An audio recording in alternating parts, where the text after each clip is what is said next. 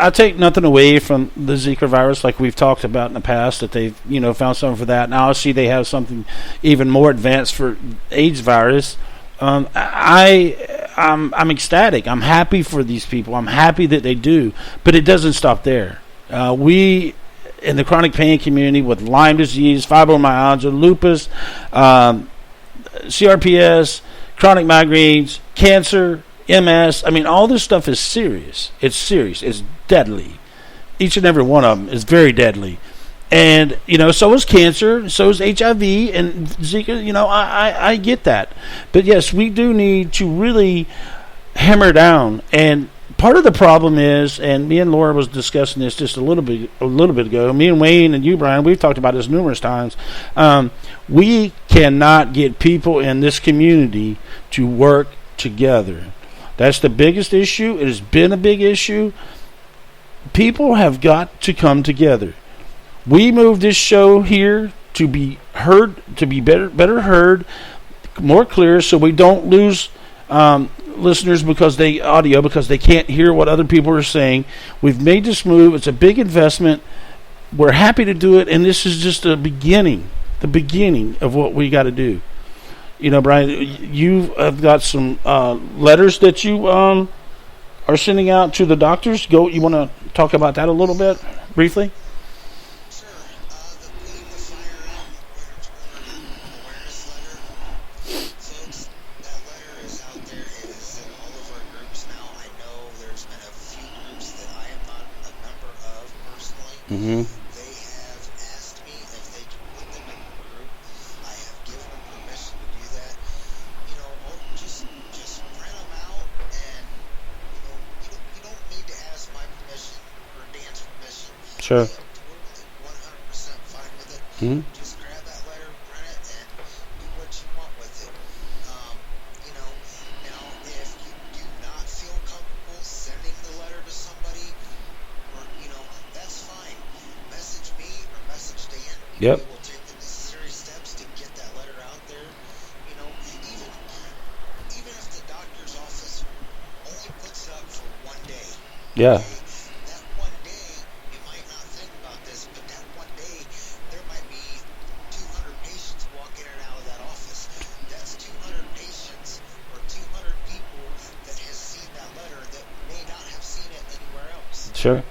Absolutely. It's true. So, by all means, you do not have to ask if it's there. Share it. Share away. Mm-hmm. Share it in your Facebook. Give it to your neighbor.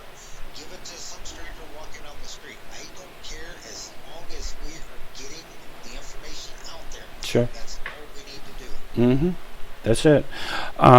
Wade, do you have anything here at this part you want to add in? The only thing I wanted to add is, something you just brushed on. Mm-hmm. It's a community we have to put, if we are arguing over which disease is the worst, Mm-hmm. they're all bad. Sure. We're having a moment of silence with far too many people with far too many diseases. This is not a contest to see who has the worst disease. Right. They're all the worst. Mm-hmm.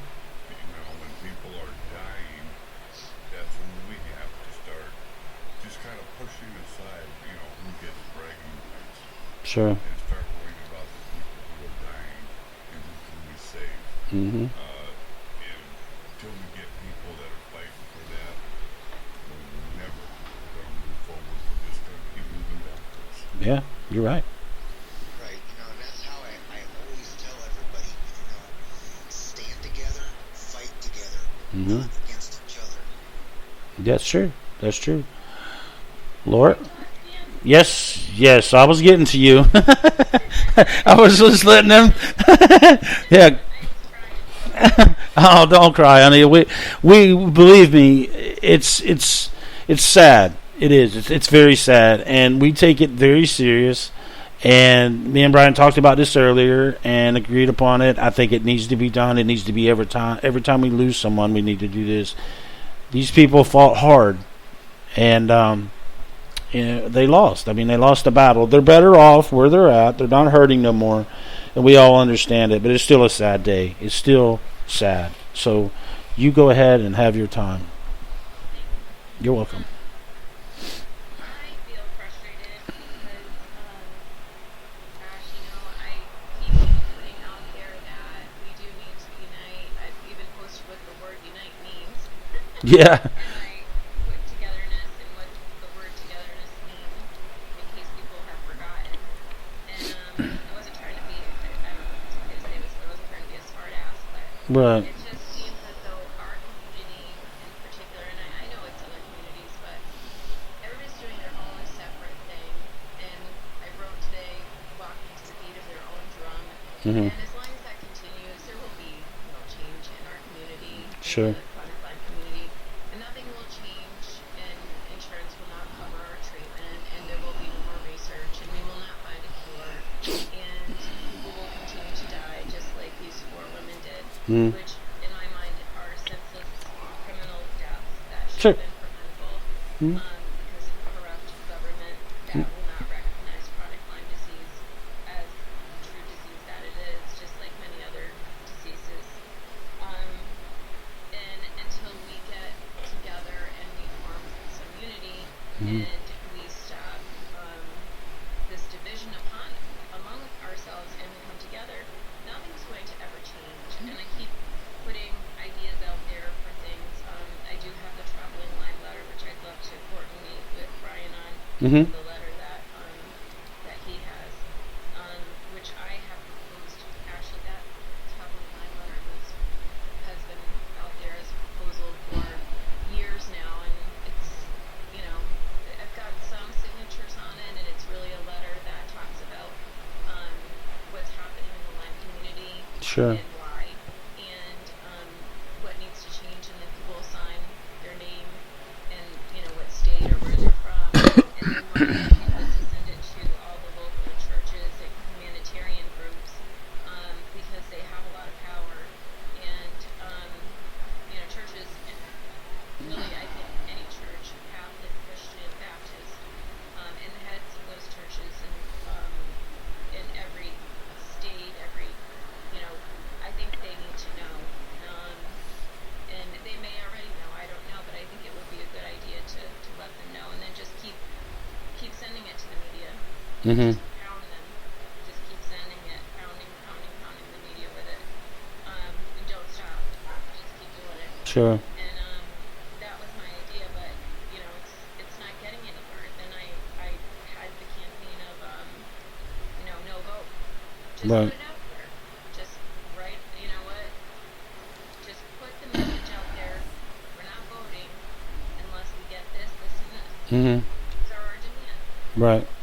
This is supposed to be a government for the people by the people. Well, we have numbers, all of us, chronic Lyme community.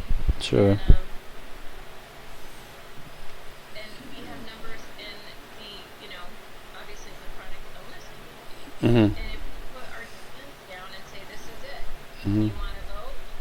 This is what we need from you. You're going to work. You're going to work for us. Sure. That's what they do. They're supposed to be working for us anyway. Sure. So if you want my vote, work for it. And Right. since we cover so many states, and we have a pandemic going on, Mhm. and if we include all invisible illnesses, I mean, we're covering a huge population. Just that threat alone, Mhm. something's going to change. Yep. And if we could do a huge enough campaign through Twitter, through Facebook, and say, okay, I mean, this has to happen fast because Sure. it's coming very quickly. Sure. Something's going to happen. Mhm. But people just don't listen. Yeah. Well, we stand a very good chance. A very good chance.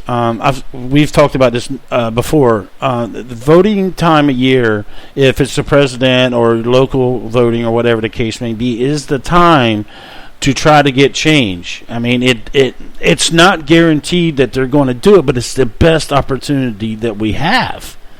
And people just don't get it. It's really frustrating. They don't. I mean, I don't know if they just don't care or what it is. Lord, we've been harping on this for a long time. and just trying to get people to be on board. I mean, like myself and Brian are doing so much. And I know Wayne's contributing. You're doing things. There's other people doing things too. I'm talking about for what we are doing, and I know what we're doing. It's a lot, and people just will not help. I mean, they just will not. It's very frustrating for me. I mean, I just put up again. I don't know how many times I put this up too, and I'm sure you saw it. Mm-hmm. We need to start raising money for a huge protest. Sure. In Washington, D.C. Sure. And if everybody contributed and started working on raising money, we can get buses and Sure. try to get tickets, airplane tickets. I mean, I can write some. Right. We're incorporated. I can write tax deductions for CNAs and Mm-hmm. Sure. nurses or whatever that need to come for people who are really, really sick. Sure. And we can get everybody on board and do a huge protest in Washington. And, I mean, this is not something that's not doable if everybody gets together. Sure. We have the numbers, and there's so many nonprofits. Yeah. And it's like everybody's just sitting on the pot doing absolutely nothing. Mm-hmm. And I'm putting this out there, and I'm like, look, I'm sick. Mm-hmm. There's Sure. days my blood pressure dropping. I've had seizures. Right. I'm saying, look, I'm going to go protest, and Mm-hmm. I drop and have a seizure. But you know what? I'm ready to go. Right. This is my life too, and Sure. I'm putting myself out there trying to help other people pay for their treatment because this is wrong. This is an injustice, and it's got to stop. Sure. But you see these other people, and I can't help but wonder what the hell is wrong with you. I Just gonna let this continue to happen. And you're sick, I get it. You're laying in bed. You know what? So, I'm sick too, and I feel, you know what, I'm getting up and I'm trying to do something.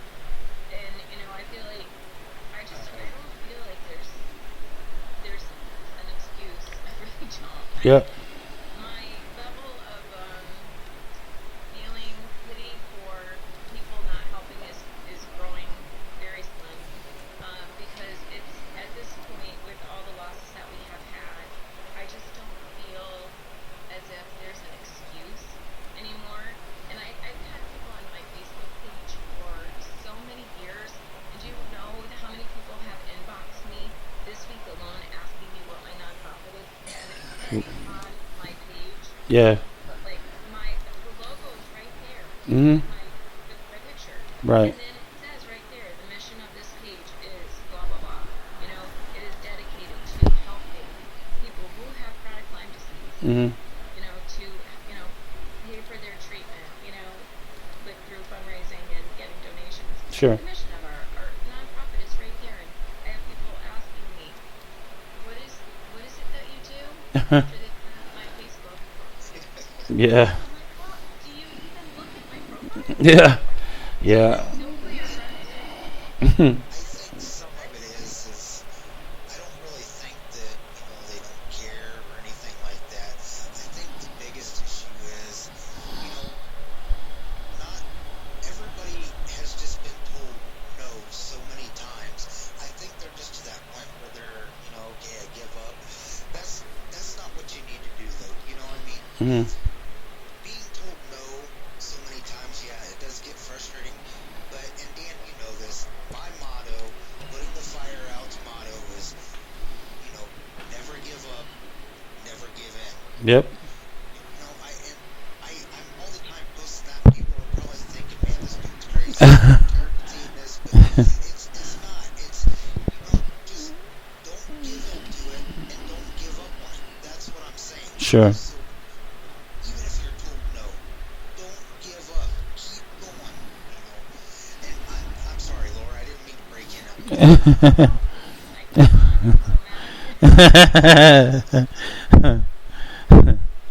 Yeah. Yeah. Well, that's what we need. We all need to get mad and start doing things that need to be done. I mean, you get a handful of people doing it, and it's just not enough. I mean, it's not enough. Oh gosh, it infuriates me. It's so not enough. And Mm-hmm. you know